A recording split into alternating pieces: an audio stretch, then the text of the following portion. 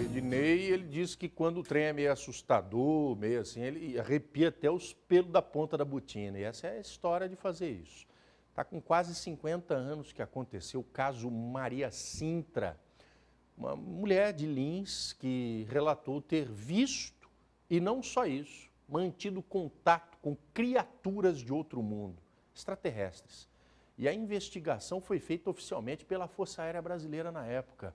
E tudo isso está arquivado. Ninguém tinha bisbilhotado a papelada, mas o nosso jornalismo, sim, teve acesso a esses documentos secretos até agora. Roda a reportagem. Não é de hoje que aparições de supostos extraterrestres ganham destaque na TV e principalmente na internet. E nessa sempre ficamos pensativos. Afinal, será que estamos sós no universo?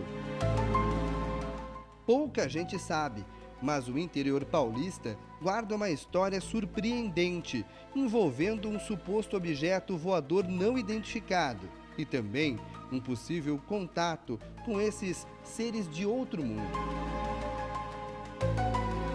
Tudo aconteceu em Lins, a 100 quilômetros de Bauru. Para contar essa história, precisamos voltar no tempo, precisamente o ano de 68. Eram os anos de chumbo. O Brasil vivia sob o regime de uma ditadura militar. Naquela época, falar abertamente sobre qualquer assunto polêmico poderia, no mínimo, custar a liberdade. Pois foi neste contexto que Maria Sintra dos Santos decidiu contar em detalhes toda a experiência aterrorizante que viveu na madrugada do dia 25 de agosto de 1968, dentro deste hospital.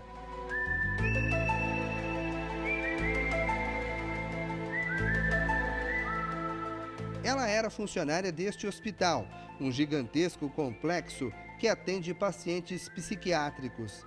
Ela diz ter sido testemunha de algo jamais relatado no Brasil até então. Numa entrevista a um radialista da cidade, Maria contou como acordou em plena madrugada por um barulho estranho. Eu estava dormindo, quando eu acordei com um barulho, que nem uma embreagem. Abri a janela, quando abri a janela, vi uma mulher lá embaixo. Peguei e disse para ela, espera um pouquinho que eu já vou aí, abrir a porta. Levantei, abri a porta, quando abri a porta tinha uma mulher com altura média, clara, pegou e eu dei a garrafa para ela, eu segui o bebedouro. Segui no corredor, abri a porta e entreguei a garrafa para ela, ela pegou e bateu assim no meu ombro, embaúra, embaúra. Depois de oferecer a garrafa com água, a mulher resolveu ir embora. Foram poucos minutos de um contato inesquecível. Foi quando ela descobriu que não era algo deste mundo. Ela veio de pegar e ir para o caminho, ela entrou no canteiro. Quando ela entrou no canteiro, tinha um aparelho alto dessa altura assim. Ela entrou com a maior facilidade. Entrou o mesmo barulho que fez para descer, fez para subir. Subiu. Que escureceu tudo, apagou toda a luz, fiquei no escuro, ficou só aquele cartão iluminando.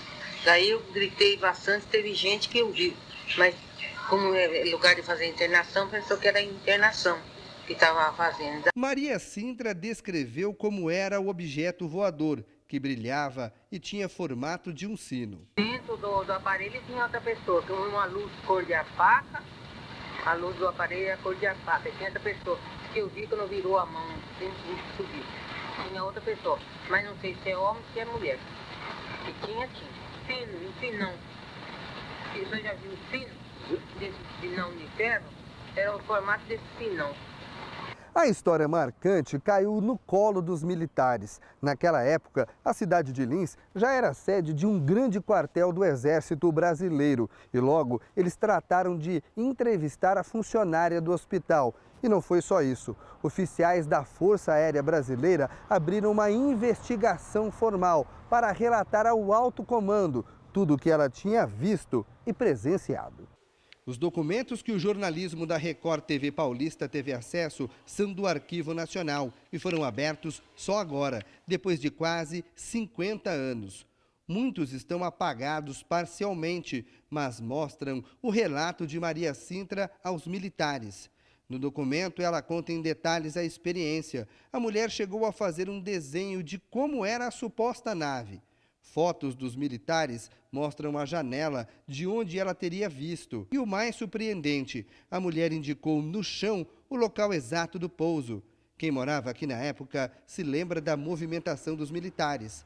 Aos 91 anos, seu Plácido diz que o caso gerou pânico em muita gente. Muita gente que não saiu de casa ficou, vamos dizer assim, amedrontados e ficaram em casa em pânico, pensando que se ele saía, ele podia ser raptado, ele podia ser levado.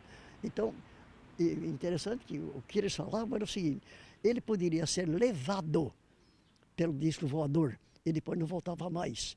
Então, esse foi o comentário geral da época. Seu Didu também é morador antigo de Lins e hoje um historiador. O caso foi de tanta repercussão que ganhou um mural no museu da cidade. Até hoje, é impossível falar da história da cidade de Lins sem deixar de lado o caso Maria Sintra. Isso aqui virou atração turística, né? Quer dizer, vinha gente de tudo quanto é lado para a noite, em torno do aeroporto, ou naquele tempo ainda estava construindo a BR-153, o pessoal ficava lá num lugar ermo, né, que dava para ver bem o céu. Então, virou loucura. A repercussão da presença de disco voador em Lins foi tão grande que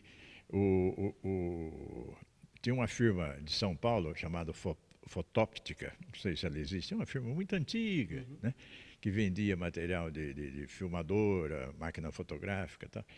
E um dos anúncios que ela fez, inclusive no jornal Estado de São Paulo, no Estadão, né, dizia que então ela alugava máquina fotográfica, alugue uma máquina fotográfica para tirar fotografia do céu de Lins, do disco voador exatamente. Você vê que então a repercussão foi muito grande. Seu Donizete é um estudioso dessas aparições misteriosas. Ele conta que o caso Maria Sintra seria apenas um deles.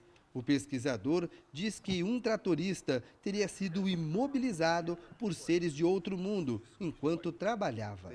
E ele viu atrás de uma baixada assim, um aparelho estranho, assim, parando assim no solo, assim, acima do solo um pouquinho.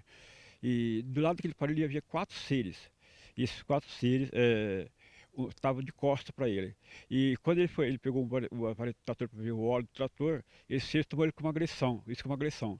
E virou para ele e atingiu ele com uma espécie de um aparelho, um arraio assim, paralisante nele. E ele ficou meio assim, perdeu o sentido, ficou meio assim abobado, assim, paralisado.